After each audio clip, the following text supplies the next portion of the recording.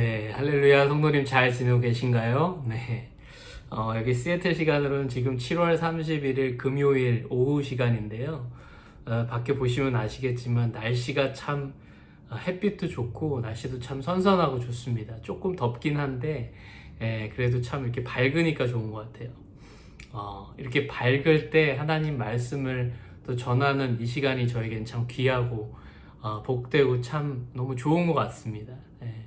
우리가 하루 중에 시간을 꼭 정하셔서 하나님 말씀을 이렇게 보고 듣고 또 기도하고 또 찬양하는 시간을 꼭 가지셨으면 좋겠어요.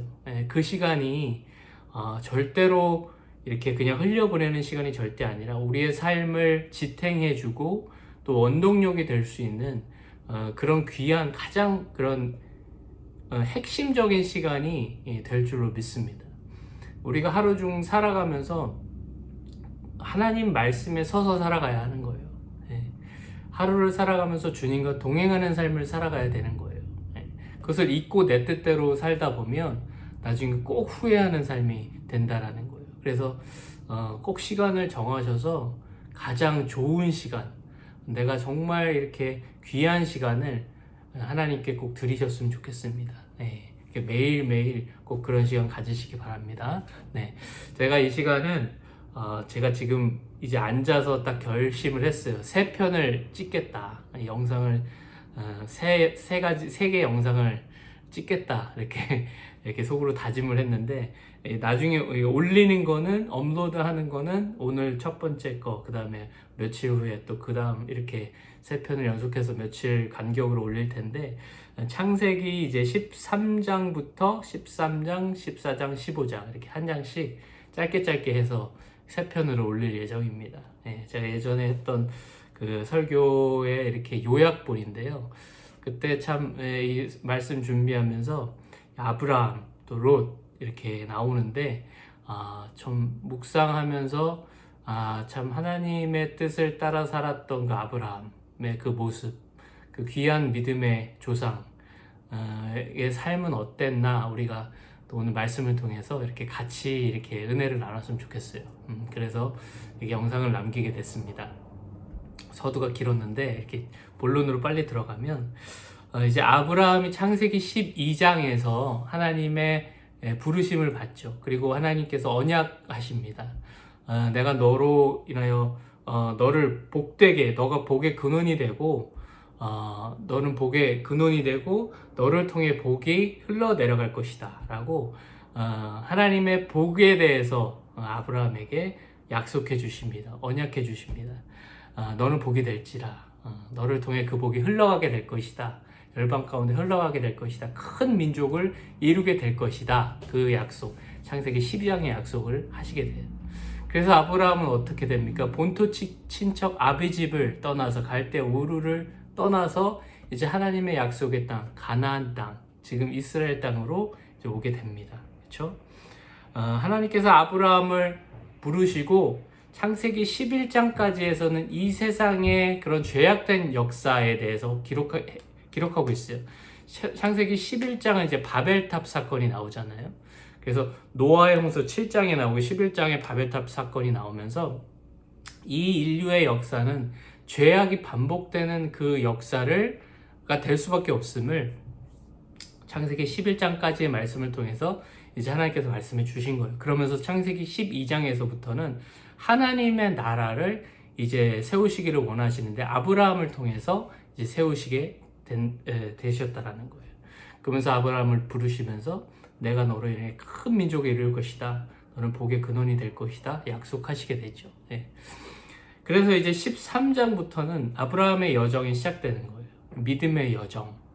이스라엘 그 나라의 그 시초가 되는 그 아브라함을 통한 하나님 나라의 그런 시작을 우리가 볼 수 있게 된다는 거예요. 그래서 이제 아브라함을 통해서 큰 민족을 이루시고 복을 주신다는 언약의 말씀을 이제 믿고 아브라함은 이스라엘 땅으로 이제 이사하게 돼요. 거주하게 됩니다. 그래서 아브라함은 그때 당시 이제 가족들을 거느리고 왔죠. 그리고 그의 조카 롯의 식구들도 그때 함께 돌봐주고 있었어요.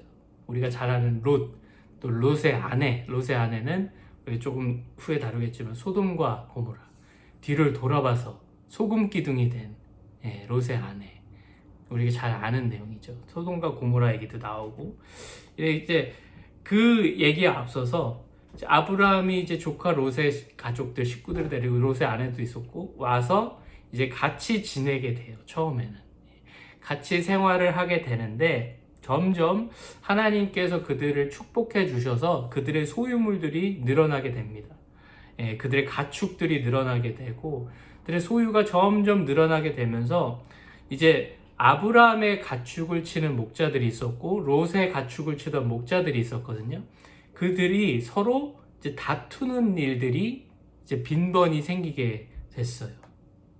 왜냐하면 땅은 이제 한정되어 있고 그들이 같은 지역에서, 같은 땅에서 살면서 이제 소유물들이 많아지니까 점점 이렇게 마찰이 생기는 일들이 계속해서 일어나게 됐다는 거예요. 그래서 아브라함이 롯에게 이런 제안을 하게 됩니다. 지금 지내는 곳이 우리들에게는, 우리가 같이 살기에는 좁기 때문에 이제는 서로 원하는 땅에서 각자 이제 흩어져서 살아가기로 결정하게 돼요. 그런데 이 선택의 과정에서 아브라함은요, 조카 롯에게 먼저 양보하는 모습을 보이게 됩니다. 창세기 13장 8절과 9절 말씀에서 이렇게 기록하고 있어요. 아브라함이 롯에게 이르되 우리는 한 친족이라 나나 너나 내 목자나 너의 목자나 서로 다투게 하지 말자. 너 앞에 온 땅이 있지 아니하냐? 나를 떠나가라. 너가 좌하면 나는 우하고 너가 우하면 나는 좌하리라. 무슨 말씀이에요? 롯아, 조카야, 너가 원하는 곳을 정해. 그럼 나는 반대편으로 갈게. 너가 원하는 곳에서 너는 너의 가족들과 또 가축들과 거느리면서 살아라. 우리가 서로 싸우지 않고 방해하지 않고 서로 이렇게 행복하게 이렇게 떨어져서 한번 지내보자. 이렇게 얘기했던 거예요. 그래서 먼저 선택권을 롯에게 양보를 하게 돼요. 삼촌인 아브라함이 먼저 자신이 좋아하는 보기에 좋은 땅을 선택할 수 있었는데 아브라함은 그렇게 하지 않았어요. 롯에게 먼저 양보하는 모습을 보이게 됩니다. 그러자 이 제안을 받은 조카 롯은 어떤 선택을 하게 되냐면 13장 10절에서 이렇게 기록하고 있어요. 이게 중요한 말씀인데요.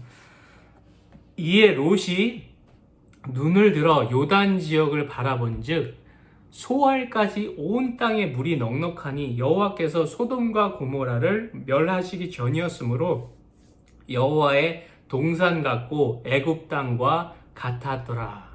이제 그곳을 선택하게 돼요. 요단 지역을 바라본즉 소알까지 온 땅에 물이 넉넉했다는 거예요. 근데 그곳이 이제 소돔과 고모라 지역이 되는 그 지역을 롯이 선택하게 됐어요. 나중에 죄의 그 도시, 그래서 하나님께서 불로 멸망시키는 그 소돔과 고모라. 그러나 멸망당하기 전에 이렇게 눈으로 봤을 때는 어땠냐면 소알까지 온 땅에 물이 넉넉한 여호와의 동산 같고 애굽 땅과 같았더라. 애굽 땅, 그쵸? 그때 당시 비옥하고 여호와의 동산, 에덴 동산과 같은 그런 아주 눈에 보기에 이렇게 선악과는 보암직도 하고 먹음직도 하고, 그쵸? 아니면 우리 인간의 눈으로 볼 때 여기면 되겠다. 물이 있고 여긴 참 비옥한 땅이구나. 우리가 살기에 우리의 꿈을 이뤄줄 수 있는, 우리가 정말 우리 가족이 행복하게 살 수 있을 것 같은 그 땅을 롯은 선택하게 됐어요. 지금 롯이 이 선택을 하는 순간에 그는 어떤 눈으로 이 땅을 바라봤냐가 참 중요하다라는 사실이에요. 이게 핵심 포인트인데 뭐냐면 롯은요 그냥 자기 눈에 좋은 곳을 선택했다라는 거예요. 저기 가면 행복할 수 있을 것 같아. 그러니까 세상의 관점으로, 그러니까 하나님의 그런 언약의 관점으로 바라본 것이 아니라 내가 눈에 보이기에 저 땅이 나의 꿈을 이루어줄 수 있을 것 같은, 저기 가면 될 것 같은, 지금 우리말로 하면 내가 이 직장으로 가면, 내가 이 사업을 하면 될 것 같은, 내가 이걸로 내가 돈을 많이 벌 수 있을 것 같은 그런 어떤, 하나님께, 물론 하나님 원하시는 곳이 그곳이 될 수도 있지만, 그러나 그냥 내 욕심이 먼저 앞서서 결정해버리는, 그런 선택을 했다라는 거예요. 근데 이게 큰 실수였죠. 반면에 아브라함은요, 롯과는 반대편인 헤브론 지역으로 이주하게 됩니다. 그곳은 볼품없는 그런 지역이었어요. 그러나 아브라함은요, 왜 그곳을 택하게 됐냐면, 아브라함은 일단 양보하며 기다렸던 거예요. 그 땅이 어떻게 비옥하고 이렇게 물이 있고 뭐 어떻게 이렇게 세상적으로 볼 때 좋아 보이는 땅은 아니었지만, 하나님께서는 내가 어느 곳에 가든지, 설령 롯이 좋은 곳을 택하고 자신이 가는 곳은 넉넉하지 못한 척박한 땅일지라도 하나님께서 나에게 언약해 주셨기 때문에, 나는 그곳을 믿고 갑니다 라는 그 믿음으로 결정했다라는 거예요.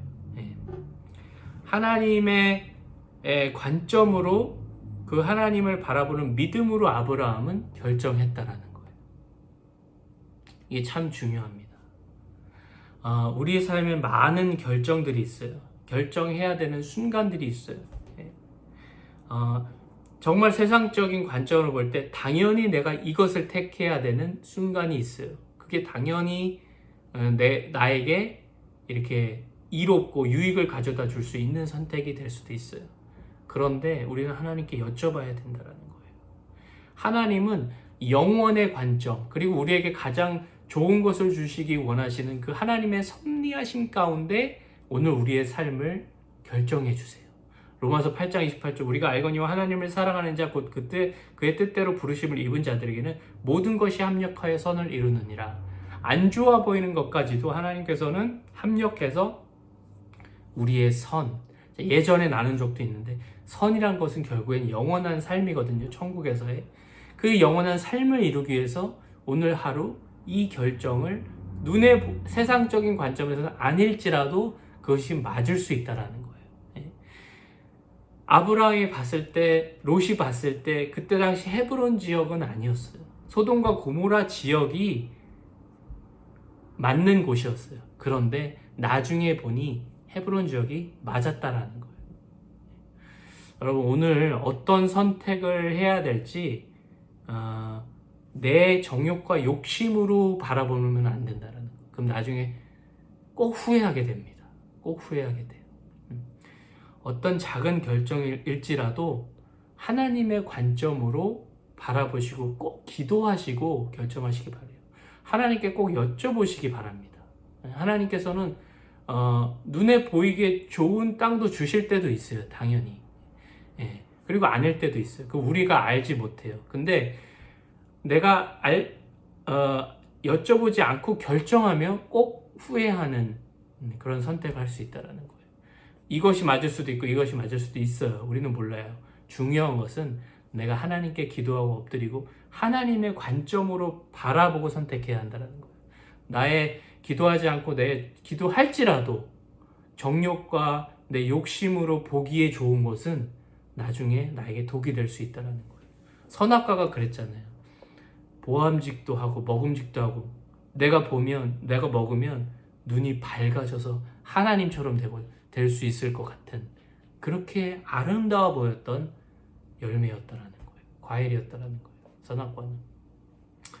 우리가 정말 어떤 선택을 하는지, 소돔과 고모라의 선택을 하지 마시기 바랍니다.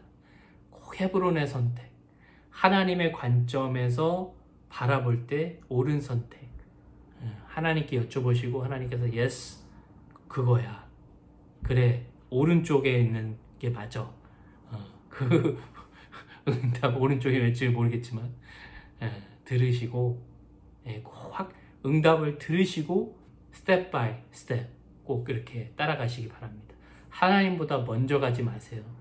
하나님의 그 목자 대신 하나님을 꼭 선한 목자 대신 따르는 그런 양의 삶을 살아가시기를 주님의 이름으로 간절히 기도드립니다. 감사합니다. 꼭 승리하시기 바랍니다. 할렐루야.